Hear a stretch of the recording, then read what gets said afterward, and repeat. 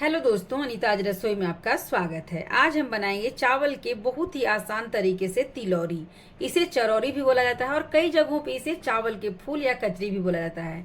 आज हम बनाएंगे बहुत ही आसान तरीके से दोस्तों, और बिना मीठा सोडा डाले ही ये बहुत खस्ता बन के तैयार होगा। तो चलिए दोस्तों, बनाना शुरू करते हैं। ये कच्चा चावल है जिससे खीर वगैरह बनता है, तो खीर महीन चावल से बनता है। ये उसी का मोटा चावल है। चावल अच्छे से पहले से धुला हुआ है, इसका पानी हटा लेते हैं। चावल से सारा पानी निकाल दिए हैं। अब इसका हमें पेस्ट तैयार कर लेना है। अब चावल ग्राइंडिंग जार में डाल देंगे। इसमें पानी एकदम नहीं रखेंगे। चावल जितना है उसका 5 गुना पानी हमें लेना है इसे पकाते समय। इस कटोरी से नाप कर 1 कटोरी चावल लिए हैं, तो इसी कटोरी से नाप कर हम 5 कटोरी पानी लेंगे।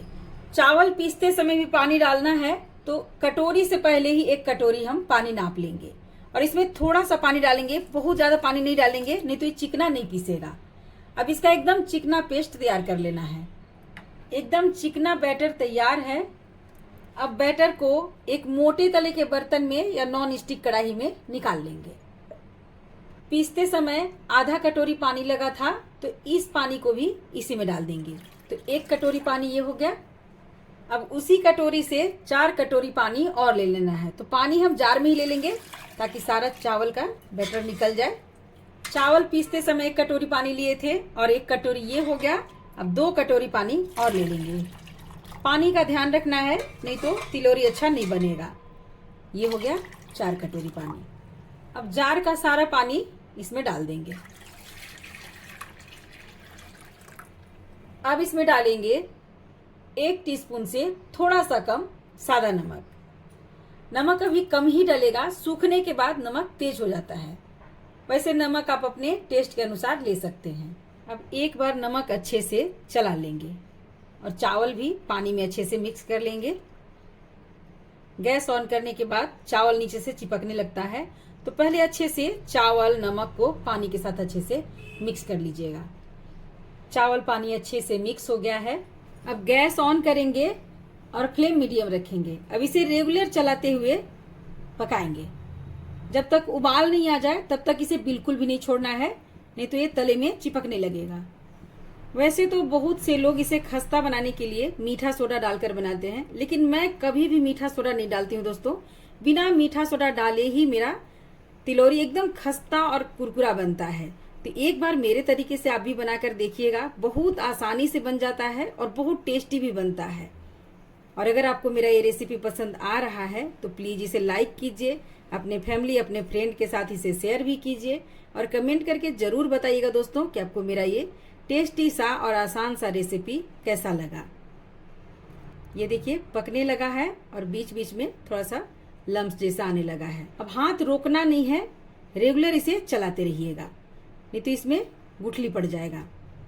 और बस पानी का ध्यान रखिएगा कि जितना चावल लिए हैं उसका 5 गुना पानी ले लीजिएगा। एकदम परफेक्ट तिलौरी बनके तैयार होगा दोस्तों। चावल थोड़ा गाढ़ा गाढ़ा सा दिखने लगा है। अब फ्लेम मीडियम टू लो कर लेंगे। अब ये देखिए अच्छे से पक रहा है। ये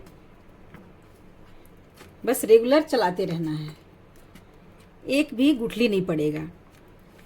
और पकने के बाद एकदम शाइनी हो जाएगा, ट्रांसलूसेंट सा दिखने लगता है। बस इतना ही इसे पका लेना है। अपने आप ही पता चलेगा कि ये अच्छे से पक गया है। और ये देखिए कढ़ाई छोड़ने लगा है और ये एक जगह इकट्ठा होने लगा है और एकदम शाइनी दिखने लगा है। बस इसी से इसका पहचान है कि ये अच्छे से पक गया है। अब गैस ऑफ कर देंगे। अब इसमें डालेंगे बहुत अच्छा फ्लेवर के लिए 1 चम्मच खड़ा जीरा। इससे बहुत अच्छा टेस्ट आता है इसमें।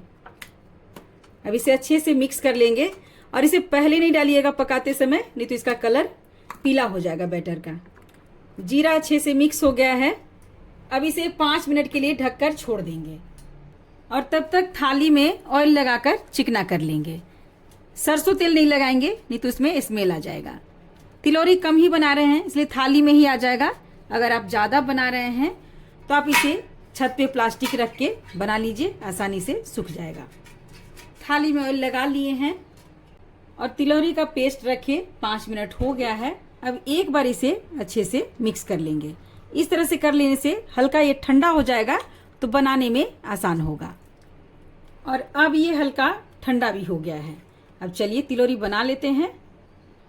हाथ में पानी लगा लेंगे और साइड से पेस्ट उठाएंगे। इस तरह से हाथ नहीं जलेगा और इसे इतना ठंडा करना है कि आराम से हाथ से छू सकते हैं। और बहुत ज़्यादा ठंडा नहीं कीजिएगा, नहीं तो बनाने में मुश्किल होगा। इस तरह से थोड़ा थोड़ा पेस्ट उठाएंगे और इस तरह से रखते जाएंगे। तिलोरी कम बना रहे हैं इसलिए चावल का यहीं से पेस्ट उठा ले रहे हैं। अगर आप ज़्यादा बना रहे हैं तो बड़े बर्तन से एक छोटे बर्तन में थोड़ा सा निकाल लीजिए और उसे ढक दीजिए बड़ा बर्तन को, और छोटे वाले बर्तन से बनाइए। इस तरह से पेस्ट बहुत ज़्यादा ठंडा नहीं होगा तो बहुत आसानी से तिलोरी बन जाएगा। आप बड़ा या छोटा अपने पसंद से तिलोरी बना सकते हैं।